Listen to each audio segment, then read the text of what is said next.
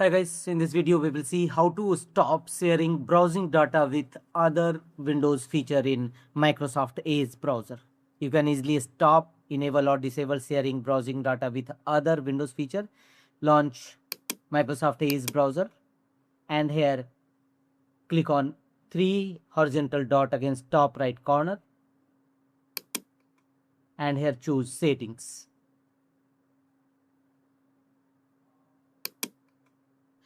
Thereafter from the left side go to profiles,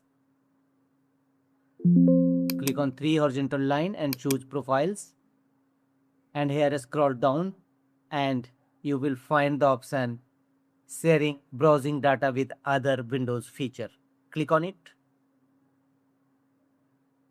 and from where you can easily enable or disable profiles, share browsing data with other Windows feature. Share browsing data with other Windows feature when turned on, Microsoft Edge will connect local browsing data from this profile with the rest of Windows. Turning the feature on will help you find information from your history. So from where you can easily turn off or turn on this feature to enable or disable this feature, sharing browsing data with other Windows feature. If you want to disable it, turn off the toggle. If you want to enable it, turn on the toggle button. That's all.